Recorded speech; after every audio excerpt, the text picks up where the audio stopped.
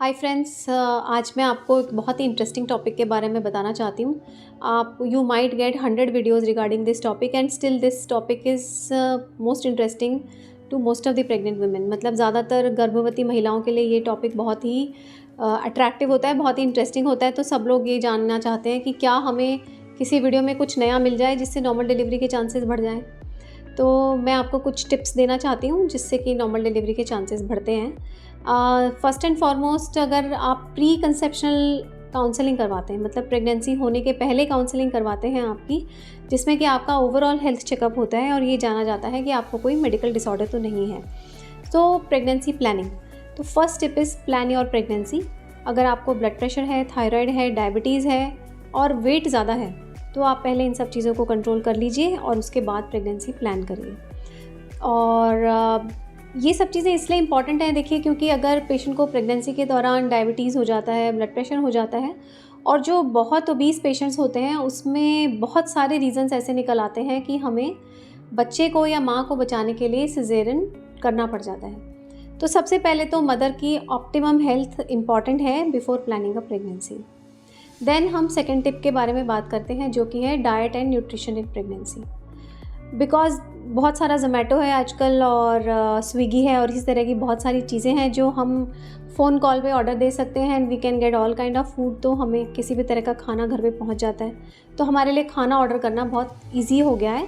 But लेकिन हमारे लिए ये इम्पॉर्टेंट है कि आप खाना चाहे स्विगी से मंगवाएं चाहे ज़ोमैटो से मंगवाएं, but the food should be healthy. Healthy food क्या होता है? मैं पेशेंट को तो मैं सब चीज़ें बताती हूँ कि आप फ्रूट्स खा लीजिए, सैलड्स खा लीजिए, ड्राई फ्रूट्स खा लीजिए, बट पेशेंट्स फॉलो नहीं करते हैं। तो आई वुड से कि देखो, डॉक्टर्स सिर्फ है ना लास्ट में एफर्ट कर पाते हैं नॉर्मल डिलीवरी का, क्योंकि तब पेशेंट उनके साथ लेबर में होता है। पर लेबर की प्रिपरेशन जो होती है वो शुरू से ही होती है।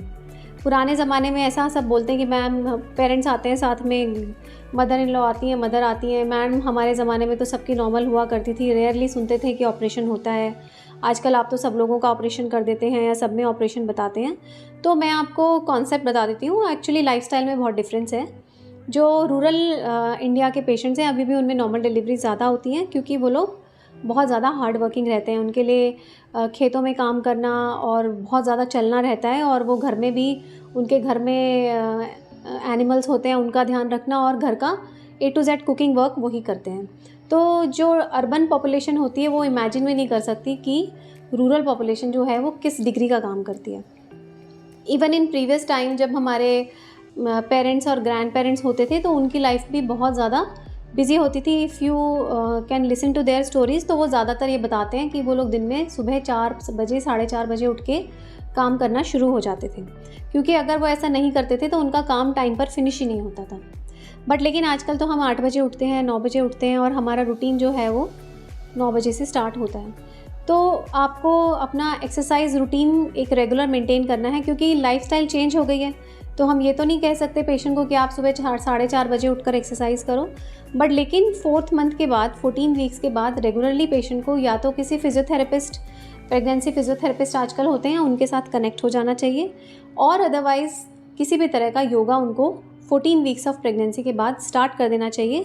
और स्टार्ट करने के बाद वो थ्रू आउट प्रेगनेंसी, अगर वो सेफ़ है आपके लिए, डॉक्टर द्वारा एडवाइसेबल है, तो रेगुलरली सिंसियरली रिलीजन की तरह करना चाहिए।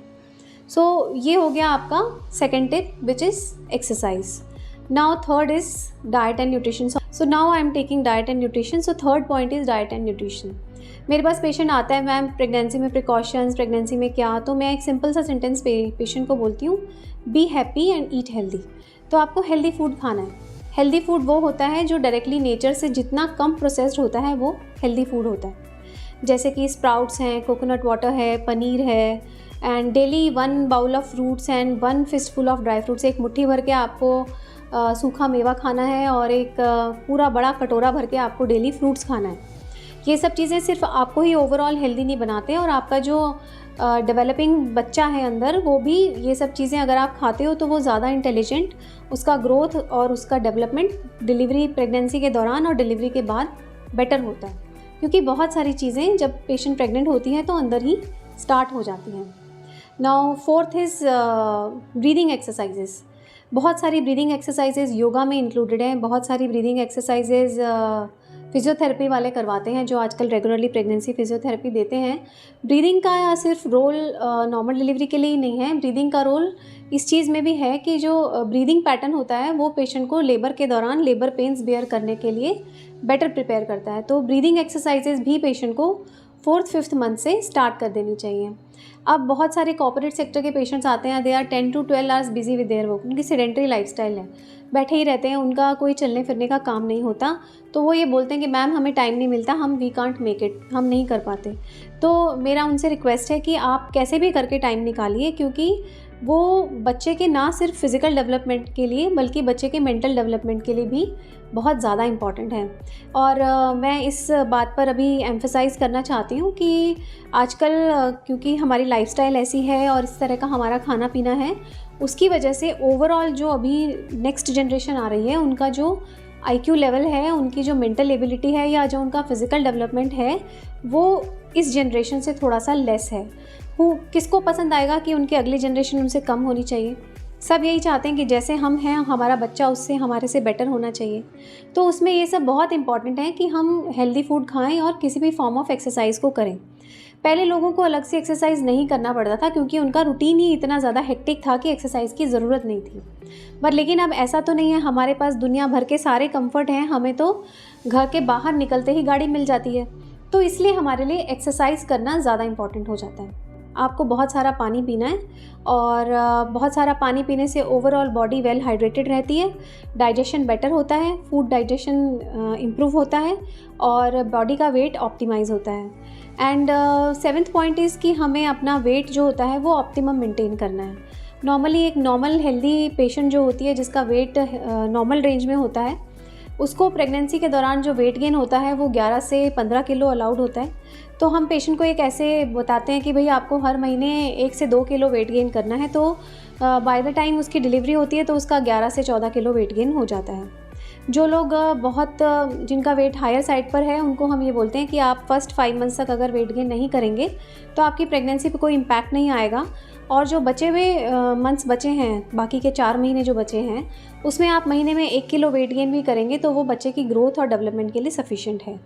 तो जनरली जो वेट जिनका हायर साइड पे होता है उनको मेरा ये एडवाइस रहता है कि भाई आप डाइटिशियन के सुपरविज़न में रहिए और उसके अकॉर्डिंग आप खाना पीना खाइए ताकि आपका वेट कंट्रोल में रहे और नॉर्मल डिलीवरी के चांसेस बढ़ जाएं।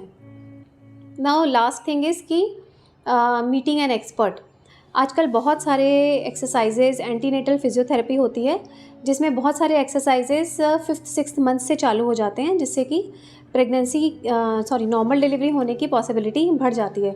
जिसमें कॉमनेस्ट जो लोग करते हैं वो स्क्वाट्स करते हैं, स्क्वाटिंग कराया जाता है उनको, क्योंकि स्क्वाटिंग एक ऐसा एक्सरसाइज है जो रूटीन में कोई भी नहीं करता है। तो स्क्वाट्स करने से ओवरऑल पेल्विक स्पेसेस इंक्रीज़ होते हैं, मसल्स और बोन की फ्लेक्सिबिलिटी बढ़ती है और नॉर्मल डिलीवरी के चांसेस बढ़ते हैं। बेसिकली एक बॉटम लाइन में कहना चाहूँगी कि नॉर्मल डिलीवरी उन पेशेंट्स की ज़्यादा होती हैं जिन पेशेंट्स के अंदर पूरी प्रेगनेंसी में उनका वेट गेन ऑप्टिमम रहा है और उनके बच्चे का वेट ऑप्टिमम रहा है। बच्चा इंडियन पॉपुलेशन के हिसाब से जो बर्थ वेट्स होते हैं जो इजीली डिलीवर हो जाते हैं normally, that are between 2.5 kg to 3.5 kg। बहुत जो टॉल पेशेंट्स होते हैं वो तो 4 kg भी डिलीवर कर लेते हैं, बट जनरली इंडियन जो एवरेज हाइट है उसमें 2.5 to 3.5 kg के बच्चे ईजिली नॉर्मल डिलीवर हो जाते हैं। तो ये सब जो स्टोरी मैंने बोली है उसका पर्पज़ यही है कि पेशेंट को अपना वेट ऑप्टिमम रखना है ताकि बच्चे का वेट ऑप्टिमम रहे, और उसके अलावा उनकी मसल्स और बोन्स की फ्लेक्सिबिलिटी और स्ट्रेंथ अच्छी होनी चाहिए ताकि नॉर्मल डिलीवरी की पॉसिबिलिटी बढ़े। Another thing is will power, pain during labour, how to bear pain during labour. So that is another important topic जिसके लिए मैंने एक और वीडियो बना रखा है, तो आप वो वीडियो देख सकते हैं। वो आपके लिए बहुत ही हेल्पफुल रहेगा कि आपको पेन ड्यूरिंग लेबर कैसे, मतलब लेबर के दौरान अगर पेन होता है तो आप उसे नेचुरली कैसे सहन कर सकते हैं। Thank you.